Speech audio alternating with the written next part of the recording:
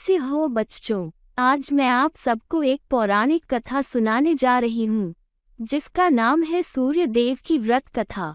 लेकिन कहानी सुनने से पहले आप सबको एक काम करना है।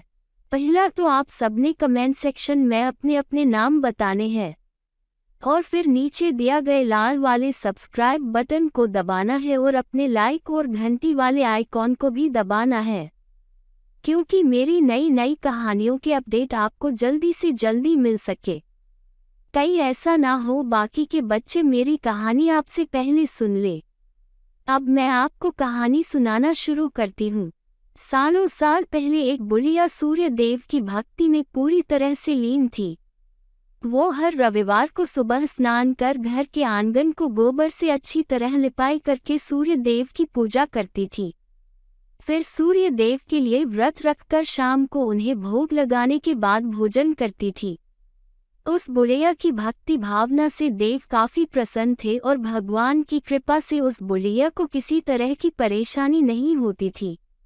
उस बुढ़िया की खुशी और संपन्नता को देखकर उसकी पड़ोसन को जलन होने लगी। वह बुढ़िया अपनी पड़ोसन के आंगन में बंधी गाय के गोबर से ही आंगन लीपा करती थी। पड़ोसन ने जलन के मारे उस गाय को आंगन की जगह घर के अंदर बांधना शुरू कर दिया।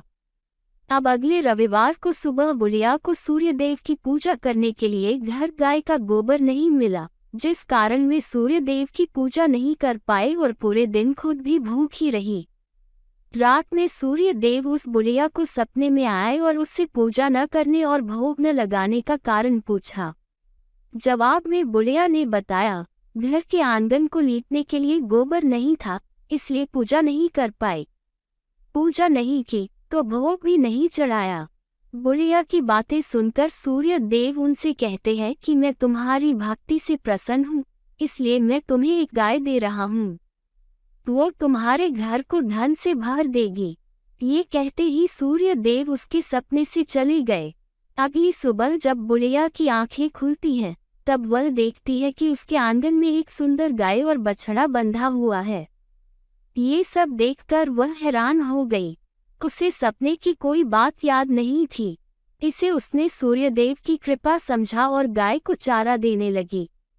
बुढ़िया के आंगन में सुंदर गाय और बछड़े को देखकर पड़ोसन की जलन बढ़ गई।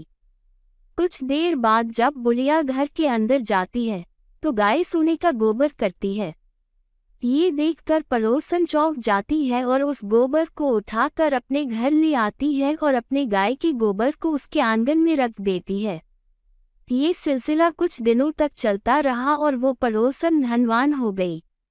इधर बुढ़िया को किसी बात की खबर नहीं थी, क्योंकि वो सूर्यदेव की भक्ति में ही खोई रहती थी। उधर सूर्यदेव को उस महिला की हरकतों पर काफी गुस्सा आता है। उनके गुस्से के कारण धूप काफी बढ़ जाती है, जिस कारण बुढ़िया गाय और उसके बछड़े को घर के अंदर बांध देती है। उसी रात आंधी चलने लगती है, इसलिए वह गाय और बछड़े को आंगन में नहीं निकालती। रात भर गाय घर के अंदर ही बंधी रही। सुबह जैसे ही बुढ़िया की नींद खुलती है, तो वो सोने का गोबर देखकर हैरान हो जाती है। उस दिन के बाद से रोजाना वो गाय को घर के अंदर ही बांधने लगी। गाय के सोने के गोबर से बुढ़िया धनवान हो गई, जिसे देखकर पड़ोसन को और जलन होने लगी। पड़ोसन ने जलन के मारे सोने का गोबर देने वाली गाय के बारे में उस नगर के राजा को बता दिया। राजा को जैसे ही सोने का गोबर देने वाली गाय का पता चला, तो उन्होंने तुरंत सैनिकों को भेजकर उसे महल लाने के लिए कहा। जब सैनिक बुढ़िया के घर पहुंचते हैं, तब वह सूर्यदेव को भोग लगाकर खुद भोजन करने के लिए निवाला उठाने ही वाली थी कि तभी सैनिक गाय और बछड़े की रस्सी खोलकर उन्हें अपने साथ ले जाते हैं।